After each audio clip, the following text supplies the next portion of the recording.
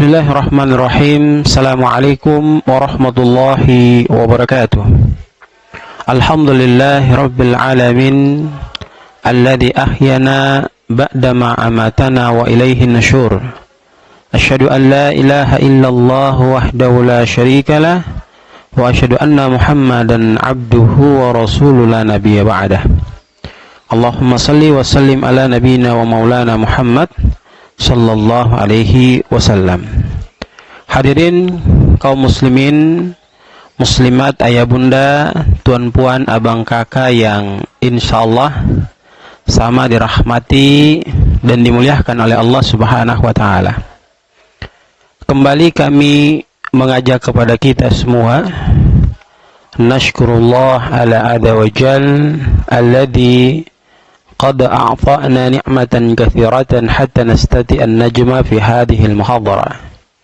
Bersyukur atas nikmat yang Allah berikan kepada kita sehingga kita bisa diberikan kesempatan oleh Allah Subhanahu wa taala untuk bersama-sama berkumpul pada kesempatan yang sangat berbahagia ini. Dan mudah-mudahan di kegiatan-kegiatan yang kita lakukan selalu senantiasa mendapatkan ridho dan rahmat Allah Subhanahu wa taala. Amin ya rabbal alamin. Salawat teriring salam kita aturkan kepada junjungan kita Rasulullah Muhammad sallallahu alaihi wasallam, keluarga Rasulullah Muhammad sallallahu alaihi wasallam, para sahabat-sahabat Rasulullah Muhammad sallallahu alaihi wasallam, dan insyaallah sampai kepada umatnya yang terus menjalankan amanah daripada baginda Rasul Muhammad sallallahu alaihi wasallam. Amanah itu dikerjakan dengan melaksanakan apa yang diperintahkan oleh baginda Rasul sallallahu alaihi wasallam, meninggalkan apa yang dilarang oleh baginda Rasulullah Muhammad sallallahu alaihi wasallam. Ayah, bunda, tuan puan, abang kakak, para dermawan, orang baik yang insyaallah sama dirahmati dan dimuliakan oleh Allah Subhanahu wa taala. Pada kesempatan pertemuan kita di waktu yang insyaallah diberkahi dan dirahmati oleh Allah Subhanahu wa taala, kita akan sedikit membahas permasalahan ini menurut kami penting untuk kita bahas, oleh karena perkara yang akan kita bahas ini banyak terdapat dilakukan oleh manusia yang ada di alam permukaan buminya Allah Subhanahu wa taala. Dan 4 perkara ini jemaah yang sama dirahmati dan dimuliakan Allah, ketika kita berada pada posisi 4 perkara itu, maka sesungguhnya kita mengundang kebencian Allah pada diri kita. Hadirin yang sama dirahmati dan dimuliakan oleh Allah Subhanahu wa taala. Perkara apakah yang akan kita bahas? Insyaallah kita akan memaparkan satu demi satu. Yang pertama adalah Allah Subhanahu wa taala itu membenci siapa di antara kita, manusia yang Allah ciptakan, kemudian dia hidup di alam permukaan buminya Allah Subhanahu wa taala. Kemudian pada manusia itu terdapat atau ia memiliki karakter kesombongan. Ini jangan sekali-kali jamaah sama dirahmati dan dimuliakan Allah. Ayah bunda, tuan puan, abang kakak, orang baik, orang dermawan, dimanapun anda berada, kita memiliki karakter kesombongan ada pada jati diri pribadi kita masing-masing.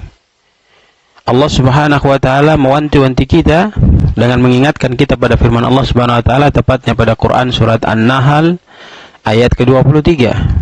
Allah lantas berfirman, a'udzubillahi minasyaitonir rajim, innahu la yuhibbul mustakbirin.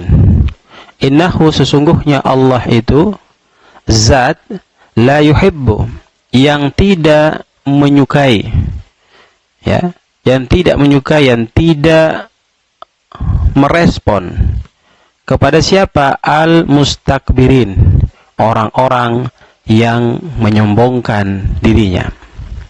Rasul sallallahu alaihi wasallam, jemaah yang dirahmati dan dimuliakan Allah Subhanahu wa taala, pun juga mengingatkan kita dengan nada yang sama pada hadis yang diriwayatkan oleh Muslim Disampaikan Rasul sallallahu alaihi wasallam bersabda, "La yadkhulul jannah man kana fi qalbihi mithqala dzarratin min kibrin."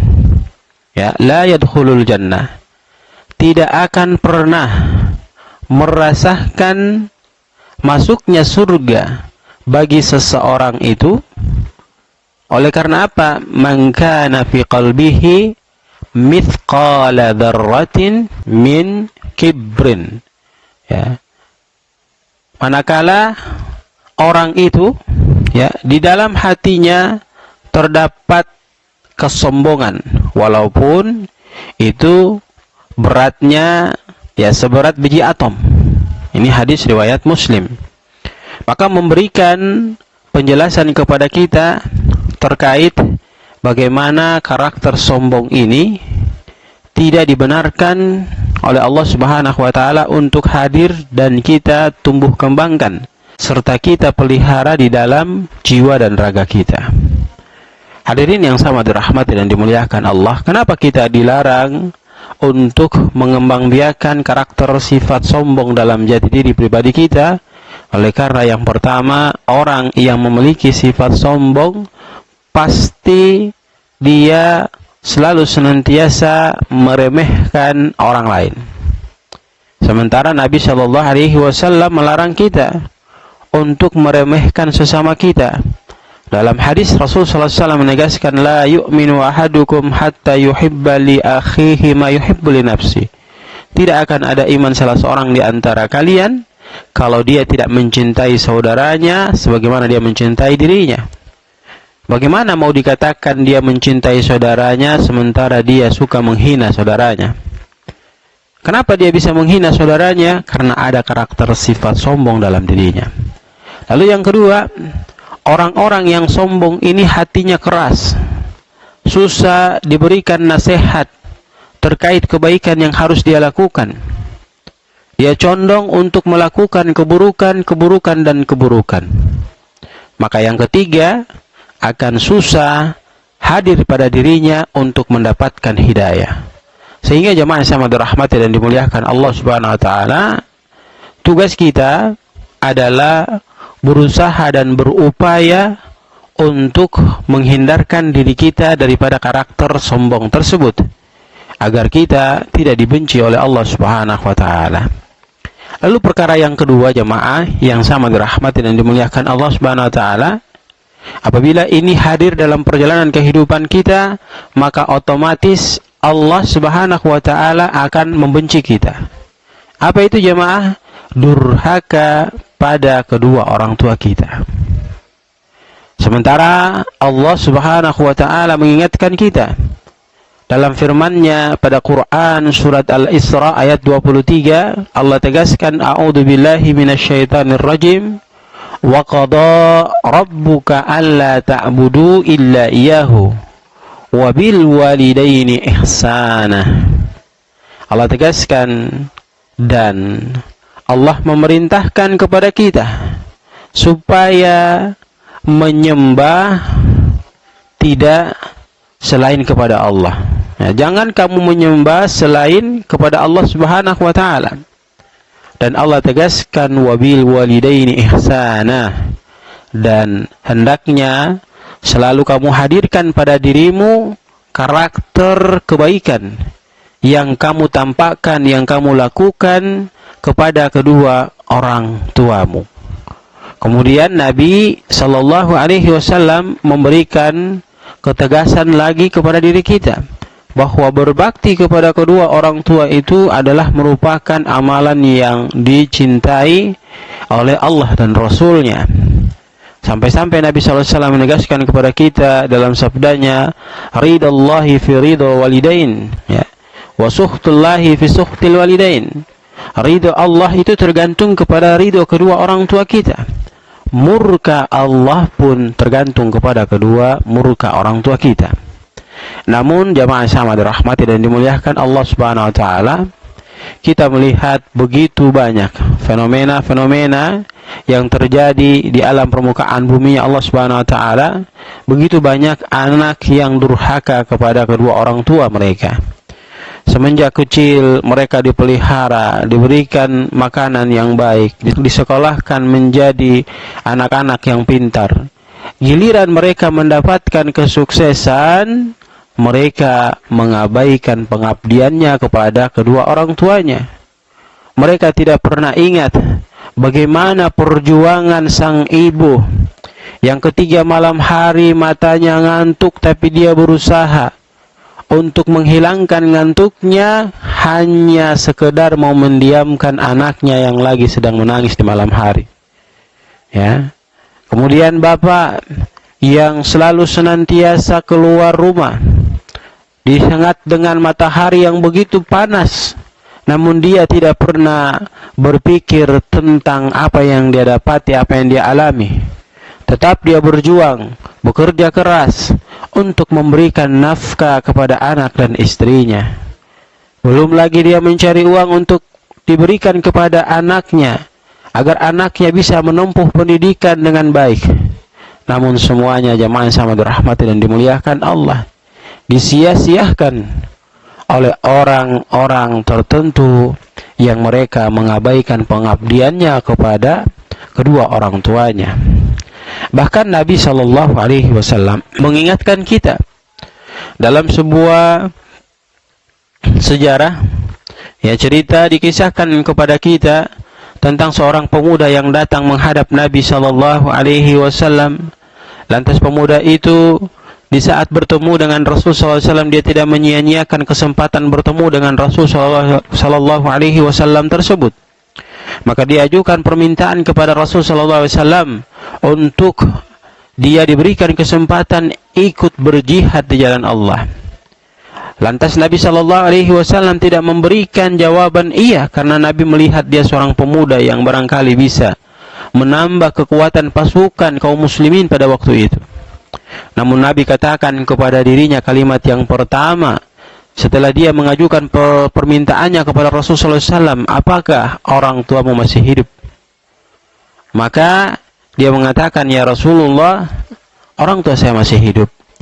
Rasulullah SAW langsung memerintahkan kepadanya, pulang ke rumahmu dan mengabdilah kepada kedua orang tuamu, karena surga itu dekat dengan kedua orang tuamu.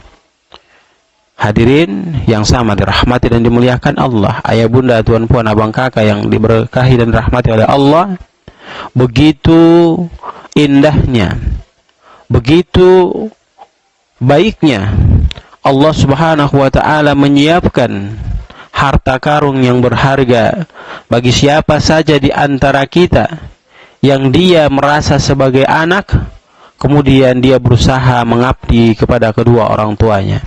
Dan celakalah, demi Allah celakalah bagi mereka yang sudah diurus orang tuanya, diberikan pendidikan, kemudian mereka menjadi orang-orang yang sukses, mereka mencampakkan kedua orang tuanya. Ketika mereka diberikan kesuksesan di alam permukaan buminya Allah Subhanahu wa taala, kemudian kesuksesan itu terus ditambah oleh Allah Subhanahu wa taala, sementara mereka masih menghardik, menganiaya, memperlakukan kedua orang tuanya dengan tidak sepantasnya yang harus mereka lakukan, maka kekayaan, keberhasilan, kedudukan yang mereka dapatkan adalah merupakan istidrat dari Allah Subhanahu wa taala. Apa itu istidrat? Allah sengaja memfasilitasi kebutuhannya di alam permukaan buminya Allah. Allah tambahkan terus, Allah lebihkan terus, Allah berikan keberhasilan. Namun di balik tambahan yang Allah berikan, Allah kembangkan, Allah sukseskan, Allah berikan keberhasilan, itu membuat diri mereka dilaknat oleh Allah oleh karena mereka tidak melakukan kebaikan kepada kedua orang tuanya. Maka hati-hati jamaah yang sama dirahmati dan dimuliakan Allah, jangan sampai kita menyia-nyiakan untuk berbakti kepada kedua orang tua kita. Lantas pertanyaannya adalah, kalau sekiranya orang tua kita itu melakukan kemaksiatan, apa yang harus kita lakukan? Maka kita tetap berbakti kepada kedua orang tua kita sambil perlahan-lahan memberikan nasihat kepada kedua orang tua kita yang barangkali mungkin mereka lalai dalam melakukan kemaksiatan itu. Jangan kita jauhi, jangan kita biarkan sehingga orang tua itu merasa hilang anak-anaknya dari dirinya. Maka ini akan menjadi asbab untuk memberikan kesengsaraan hidup kelak kita di akhirat, bukan di dunia, tapi nanti di akhirat Allah akan membalas apa yang kita sudah lakukan kepada kedua orang tua kita. Lalu yang ketiga, jemaah yang sama dirahmati dan dimuliakan Allah, ya, ketika kita melakukan hal ini maka Allah Subhanahu wa taala akan membenci kita. Apa itu? Suka berbuat zina. Nah, sekali lagi, suka berbuat zina. Sementara Allah Subhanahu wa taala menegaskan wala taqrabuz zina innahu kana fahisatan wa sa'a sabila. Dan janganlah, kata Allah Subhanahu wa taala, kamu mendekatkan dirimu pada perzinaan. Sesungguhnya zina itu adalah suatu perbuatan yang keji dan suatu jalan yang buruk. Maka barang siapa di antara kita yang dia itu melakukan perzinaan tanpa taubat kepada Allah, maka perzinaan yang dia lakukan itu akan mengantarkannya ke jalan yang terpuruk. Apa jalan yang terpuruk itu? Memasukkan dirinya ke dalam nerakanya Allah Subhanahu wa taala. Sehingga kita selalu senantiasa berusaha menghindarkan diri kita daripada perbuatan zina. Zina ini bisa muncul oleh karena mata kita. Zina ini bisa muncul oleh karena lisan kita. Zina ini bisa muncul oleh karena telinga kita. Zina ini bisa muncul oleh karena pemikiran kita. Maka seluruh aspek yang mendatangkan kekuatan kepada diri kita dalam hal melakukan perzinaan harus kita hilangkan, harus kita bentengi, sehingga faktor-faktor itu tidak memberikan kesempatan kepada kita untuk melakukan perzinaan yang diharamkan oleh Allah Subhanahu wa taala. Barang siapa di antara kita yang dia selalu senantiasa hanyut dalam perzinaan, kemudian dia tidak bertaubat terhadap perzinaan yang dia lakukan, lantas dia meninggalkan dunia ini, lahun nar, maka tempatnya jelas-jelas Allah katakan di nerakanya Allah Subhanahu wa taala. Maka hadirin yang sama dirahmati dan dimuliakan Allah, pertanyaannya adalah, ketika seseorang dia selalu senantiasa melakukan perzinaan, apakah ada kesempatan bagi dirinya untuk menghapuskan segala dosa-dosanya? Maka dalam syariat ajaran agama kita memberikan kesempatan kepada mereka yang sudah berlumuran dosa, ketika mereka benar-benar mau bertaubat kepada Allah dengan taubat nasuha, taubat yang sesungguh-sungguhnya, maka dosa yang mereka lakukan itu pasti dihapus oleh Allah Subhanahu wa taala, dan mereka akan kembali fitrah ketika mereka taat ibadah kepada Allah, dan mereka kembali memberikan kekuatan kepada diri mereka agar tidak mendekatkan diri mereka kepada perzinaan. Maka konsep ini insyaallah akan mengantarkan diri mereka menuju kepada pintu kebahagiaan masuk surganya Allah Subhanahu wa taala. Lalu yang keempat, jemaah yang sama dirahmati dan dimuliakan Allah Subhanahu wa taala, ketika kita berada di dalamnya maka kita akan dibenci oleh Allah Subhanahu wa taala. Apa itu? Memakan sesuatu yang di dalamnya terdapat riba. Allah Subhanahu wa taala memberikan ketegasan kepada kita di dalam Quran surat Al-Baqarah ayat 278. Lantas Allah berfirman, a'udzu billahi minasyaitonir rajim. Ya ayyuhalladzina amanu ittaqullah.